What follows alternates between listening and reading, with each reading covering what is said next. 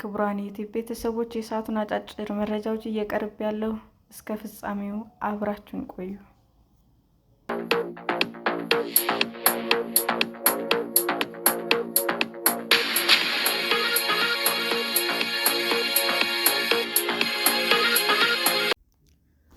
ዲሞክራቶች ለአሜሪካ ጦር ያስተላለፉትን መልእክት አመጽ የተሞላበትና በሞት የሚያስቀጣ ነው ሲሉ ትራምፕ ገለጹ። 6 የዲሞክራቲክ ሕግ አውጪዎች የአሜሪካ ጦር አባላት ሕገ-ወጥ ትዕዛዞችን እንዲቃወሙ የሚያሳስብ ቪዲዮ ከለቀቁ በኋላ በአመጽ የተሞላና በሞት የሚያስቀጣ ባህሪ ሲሉ ፕሬዝዳንት ዶናልድ ትራምፕ ከሰሱ። ይህ በጣም መጥፎ፣ ለሀገራችንም አደገኛ ነው። ንግግራቸውን መታገስ አይገባንም። አመጽ የተሞላበት የከሃዲዎች ባህሪ እስራቸው ሲሉ ትራምፕ በማህበራዊ ሚዲያ ላይ ጽፈዋል። በወታደራዊ በስለላ ተቋም ውስጥ ያገለገሉት 6ቱ ሕግ አውጪዎች የትራምፕን አስተያየት አደገኛ ከማለት ባለፈ በሕዝብ በተመረጡ ባለስልጣናት ላይ የተፈጸመ ዛቻ እንደሆነም ተናግረዋል። ምንም አይነት ማስፈራሪያ ወይም የአመጽ ጥሪ ከዚህ ኃላፊነት አያግደንም ሲሉም በጋራ መግለጫቸው ገልጸዋል። በዲሞክራቶች የተዘጋጀው ቪዲዮ በሚቺጋን ሴናተር ኤልሳ ስሎቲኪን የተጋራ ሲሆን የአሪዞናው ሴናተር ማርክ ኬሊ፣ የፔንስልቬኒያው ክሪስ ዴሉዌዝ፣ የኒው ሃምፕሻይሯ ማጊ ጎድላንደር፣ የፔንስልቬኒያው ክሪስ ሆላሃን እና የኮሎራዶው ጄሰን ክሮውን ያካተተ ነው። በባህር ኃይል ውስጥ ያገለገሉትና የቀድሞ የጠፈር ተመራማሪ ሴናተር ኬሊ ሕጎቻችን ግልጽ ናቸው፣ ሕገ-ወጥ ትዕዛዞችን መቃወም ይፈቀዳል ብለዋል።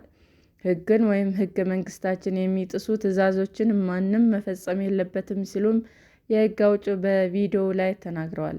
ይህ አስተዳደር ዩኒፎርም የለበሱ የጦርና የስለላ ባለሙያዎቻችን ከአሜሪካ ዜጎች ጋር እያጋጨ ነው። እንደኛ ሁላችሁም ይህንን ሕገ መንግሥት ለመጠበቅና ለመከላከል ቃለ መሐላ ፈጽማችኋል። በአሁኑ ጊዜ በሕገ መንግሥታችን ላይ የሚነሱትን ስጋቶች ከውጭ የመጡ ብቻ ሳይሆን ከውስጥ የመጡ ጭምር ናቸው ብለዋል። ትራምፕ ሐሙስ ጠዋት በትሩዝ ሶሻል ላይ ምላሽ የሰጡት ተከታታይ ጽሑፎችን በማቅረብ ነው። ይህ ከፍተኛ የአመጽ ባህሪ ይባላል። እነዚህ የሀገራችን ከዳተኞች ተይዘው ለፍርድ መቅረብ አለባቸው። ቃላቸው እንዲሰማ ሊፈቀድ አይገባም።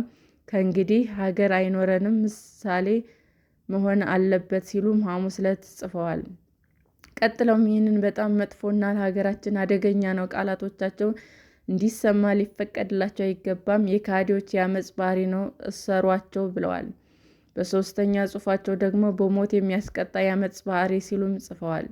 የዋይት ሀውስ ቃል አቀባይ ካሮሊን ሌቪት ትራምፕን የኮንግረስ አባላት እንዲገደሉ ጥሪ አቅርበዋል የሚለውን አስተያየት ሐሙስ ዕለት ውድቅ አድርገዋል።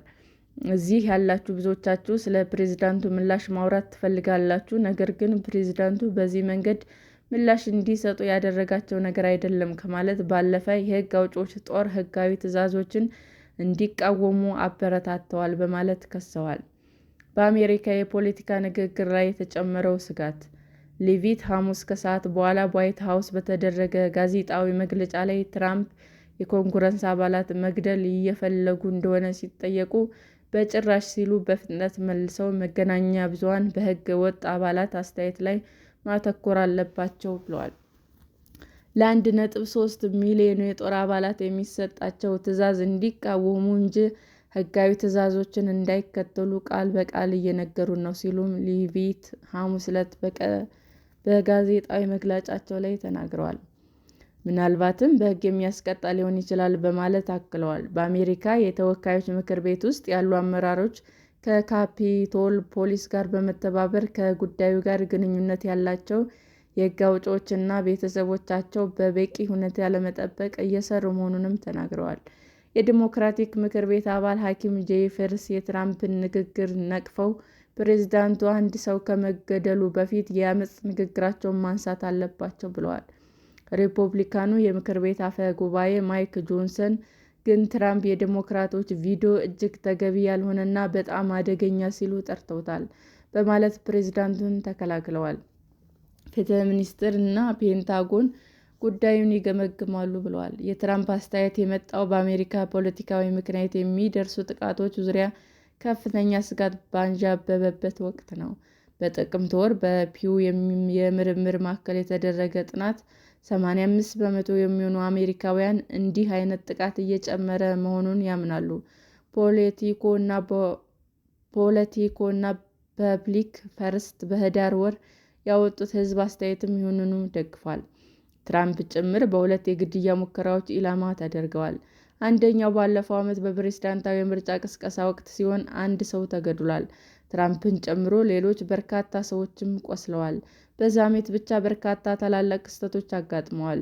የወግ አጥባቂ የፖለቲካ ተንታኝ ቻርሊ ከርልክ ግድያና በዲሞክራቷ የፔንሲልቬኒያ ገዢ ጆሽ ሻፒሮ ቤት ላይ የተፈጸመው የእሳት ቃጠሎ እና የዲሞክራቷ ሚኔሶታ የሕግ አውጭና ባለቤቷ ግድያም ተጠቃሽ ናቸው።